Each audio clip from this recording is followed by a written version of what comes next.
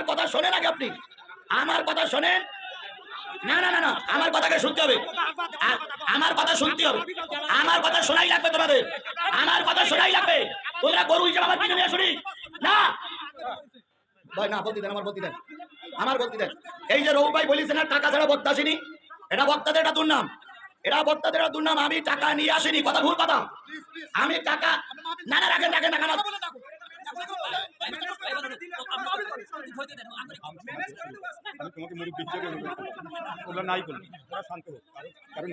এগুলো এগুলো কি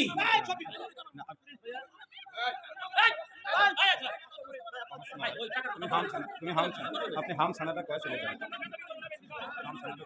কি বললো শোনেও জুতো মারবে।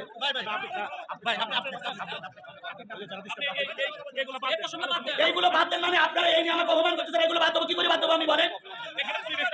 পরিবেশটা বুঝতেছে আপনারা। আমি তো টাকা, আমি টাকা নিয়ে আসি এটা নয়। ওটা বলার দরকার নেই ভাই।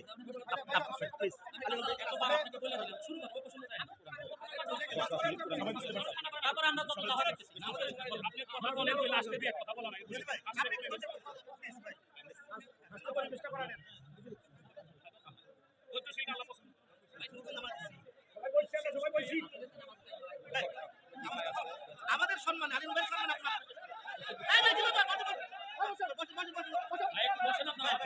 সবাই যদি সবাই শোনেন, সবাই চলে গেলে তো সমাধান হবে না।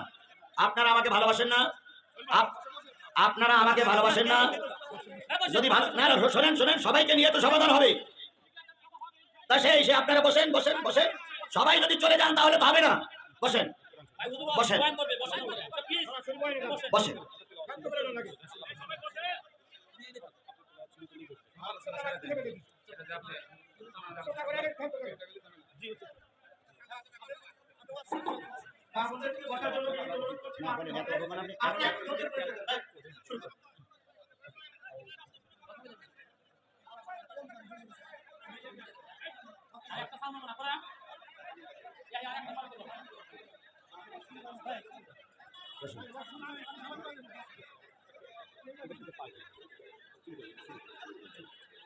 আজকের বসুন সবাই বসুন।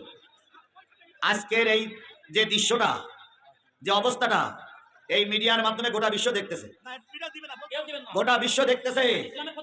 এইটাই মিডিয়া দেবে, কারণ কেন দেবে না? এরা তো দেবাবতের জন্য ফরজ। মানুষের গুণাগান দেখতে হবে না? কে কেমন আচরণ করতেছে এটা দেখা লাগবে না? অবশ্যই দেখা লাগবে। আমি একজন মুসলমান, আপনি একজন মুসলমান, অবশ্যই দেখা লাগবে। আল্লাহর হস্তে আল্লামা সাঈদীর সঙ্গে যারা বিয়াদবি করেছিল তারা টিকতে পারেনি। মামুনুল হকের সঙ্গে যারা বিয়াদবি করেছিল তারাও টিকতে পারেনি। আজারির সঙ্গে যারা বিয়াদবি করেছিল তাদের ভরাডুবি অবস্থা। যে যা করতেছো সাদা কাগজে লিখে রাখো। একটা মানুষকে বাড়ি এনে যা করলে এটা সাদা কাগজে লিখে রাখো, একালে না হলেও পরকালে বোঝা যাবে।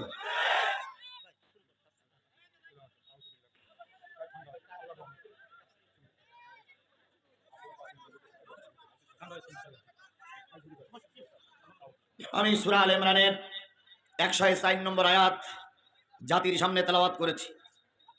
তেলাওয়াতকৃত আয়াতটার অর্থ হলো, তোমাদের ভিতর থেকে একটা উম্মত থাকবে। ওয়ালতাকুম মিনকুম উম্মাতুন, তোমাদের ভিতর থেকে একটা উম্মত থাকবে যারা মানুষকে ভালোর দিকে আহ্বান করবে, সৎ কাজের আদেশ করবে, অসৎ কাজের নিষেধ করবে। আর পুরাপুরি কার পরে ঈমান আনবে? জোরে বলেন কার পরে ঈমান আনবে? আর একটু জোরে বলেন কার পরে ঈমান আনবে? আল্লাহর পরে ঈমান আনবে।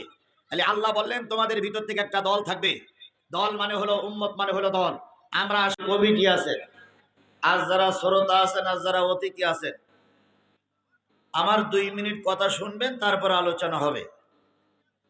আমার আজকের মাহফিল হচ্ছে এখান থেকে 1 বছর আগে দাওয়াত নেওয়া ঢাকার বিভাগের ভিতরে।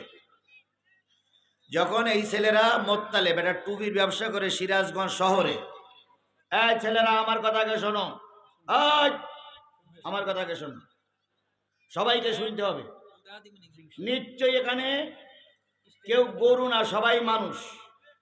প্রত্যেকের বিবেক আছে, বিবেক আছে না? যারা হুমকি দিচ্ছে রাত পর্যন্ত থাকতে, ওদের বিবেক নাই? ওরা মানুষ না? আমরা ওয়াজ করতেছি, আমরা মানুষ না? যে ছেলেগুলো এখানে মস্তানি দেখাচ্ছে, যে হুজুরের এখানে বন্দি করে, ওরাও তো মানুষ। এদেরকে সবাইকে শোনার জন্য অনুরোধ করছে, আমার কথাগুলোকে শুনতে হবে। তারপরে ভুল ত্রুটি যেটা হয়, কম্প্রোমাইজ যেটা হয়, সেটা হবে, আগে শুনতে হবে। সেটা হলো আমার এই মাহফিলটা নেওয়ার পক্ষপাতে আমি না। সে মোতালেব কই আছে? আর একটা ছেলে, যে ছেলেটা এখানে ডেকে নিয়ে আসলাম আপনাদের সামনে, এই দুইটা ছেলে থেকে মূলত মাহফিলের দাওয়াত নেই। এই যে রৌফ ভাই বলতেছেন, রৌফ ভাই এই পর্যন্ত কোনোদিন আমার সামনে আসেনি, কথাও বলিনি। এক।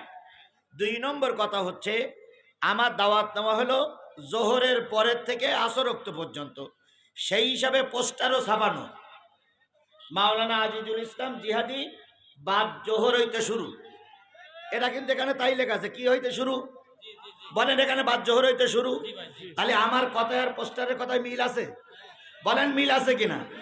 আমি দাওয়াত নিছি জোহরের পরের থেকে কোন পর্যন্ত? আসর ওয়াক্ত পর্যন্ত।